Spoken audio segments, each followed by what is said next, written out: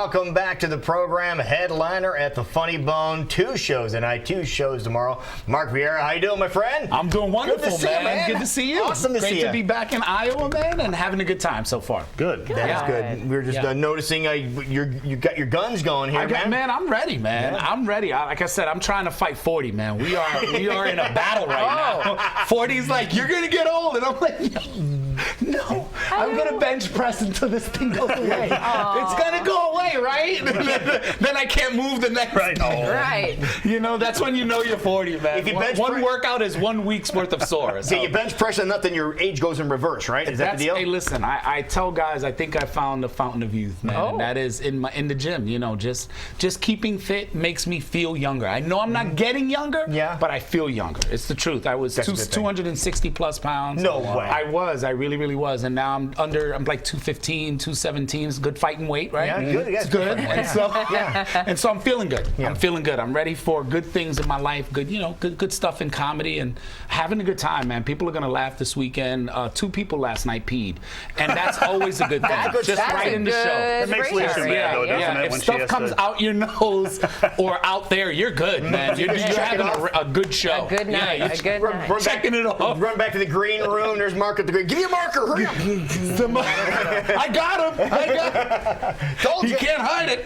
So how you been since the last time you were around, what have you been up to? I've been really good, man. I've been on tour with a guy named Gabriel Iglesias, also known as Fluffy. I know Fluffy. Cute. He's a great guy, though. Wonderful guy. We went on tour last year. He called me up and said, I need you to come out, man. I need you to host my tour. And so I did that. We did great, just great cities and great venues. We did a huge show for the United States military out in Hawaii, and it was just like 17,000 people, almost like Woodstock, just like on the lawn. Wow. And it was phenomenal, man. It's just been a whirlwind. Like who knew my phone would ring one day and it would be him, this kind of comedy icon, and say, hey, come on tour with me. So I just been super blessed, man, and having a wonderful year. And look where I'm at, man. Now, I'm back here having fun. Back in Des Moines. That's right.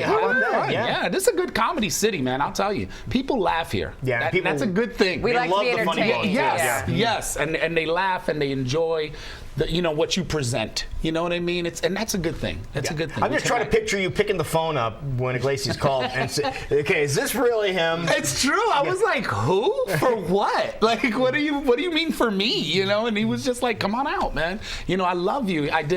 He has a special on Comedy Central called Stand Up Revolution. So I auditioned and he saw my tape, and even though we had met before and worked together before, I still went out and auditioned just like all the other comics. Right. And I worked with him on that special. I got the gig, I did the special, and then he was just like, I love your energy and I love where you are in comedy and I want you on my show, man. Nice. I think it would be a great combination. And it's been beautiful ever since, really. Beautiful. That's great. So now, for people that aren't familiar with your work, why don't you give a little background about yourself? I'm from New York City, from the Bronx, New York. Couldn't have guessed that. No way at all. No. Yeah. We don't get that from you. No, I was getting made Nebraska. Right. Dakotas. You're from the Dakotas, right? From the Bronx, New York. Tough upbringing, and I think that's it's kind of a part of my character. I can't get away from that guy that grew up, kind of always being picked on, always having to fight his way out, or use comedy to get out of bad situations. Right. And so it's always been my defense mechanism, and I'm more than appreciative now, man. I'm like, wow, thank God that I had comedy, man. I would have been beat up many times. When did you realize this was a tool that you could use? Really young, man. I was, since I knew I was the guy that made everybody laugh in the neighborhood, whenever there was trouble, I always try to look at the bright side, the lighter side. I tell people we used to get mugged once a week at least, because the Bronx is first of all, you walk everywhere. But when you walk places, it gets dangerous. It's like the Wizard of Oz, when they walk through and then it just got dark. Right. And and you're like, uh-oh, that's how it was. We would go from everything cool until it got dark, and you're walking through the middle of the projects, and you're like, uh-oh, this can't be good, and you see eyes glowing in the shadows, and then, guys would just come out, like maybe 9 or 10 guys would come out and, go through your pockets and take your money and take your stuff and just walk away. You know, you were okay with that. You were like, hey man, we made it out. We're fine. And that's, you know, and that kind of just tough stuff, man. It sticks with you. You know what I mean? And that's and you go, there's got to be better than this, you know. And that's always been my drive to my work. You know, I say, man, it's got to be better than this, man. And in my neighborhood, there was, you know, inner city, 10, 12 guys in the neighborhood. There was always animosity. There was always issues.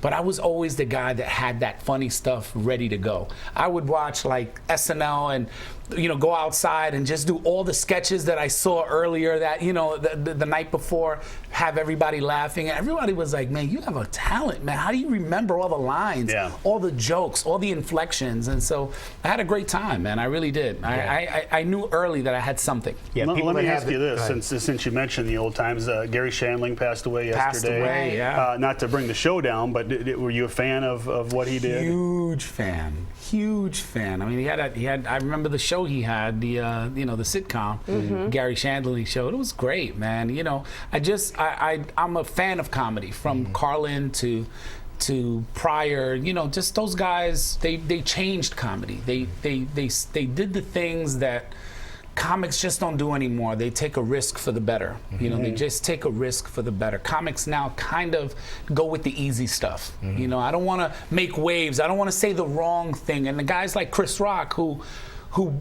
dare to kind of challenge through comedy, challenge what's being said and challenge what's being done, that's kind of fading, you know? That's just not those guys that go, no, man, you know? Like, you know, Pryor would talk about smoking crack, and like if it was a fun, you know, a fun hobby, you know what I mean? And the thing was, when he did that, it was accepted that he was speaking about it. Because it was his story, and everybody has a story, one not perfect, and I think that's where comedy lives. You know, I know guys do jokes, and Jerry Seinfeld does hair on the wall jokes, and we all laugh, and it's prominent, he gets it. But the guys that take those risks, I mean, Carlin took risks. I mean, he took risks against all odds, and people, you know, after they realized that he was a comedian and he was trying to bring light to it, but he was being profound. He was willing to risk people going, boo, you don't know what you're talking about, to be profound and say something a little bit, you know, deeper. So I love that, man. It's scary. Such a fan of it. If you say the wrong thing, your career can be over. Over. Everyone's so offended by everything now. And they're so afraid of that too, Jason. They're afraid their career is going to come crashing down. And you mentioned Carlin taking risks. When he was here, one of the times that he was here a lot. He was at the Civic Center a lot and sold the Civic Center out. One of his visits, I remembered at the end of the show, he insulted farmers by saying things that a lot of people were talking about, but he said it right there on stage, and a gasp came from the audience. And he walked off stage and walked right out the door, right to his car, and left. And it's like, oh, he'll never come back. And the following year, he came back and he sold it out again because he took that risk, and people didn't know what was coming next. You know, comedy, you have to. You know, this is your chance. This is your opportunity to say some things. I talk a lot about I'm married 20 years.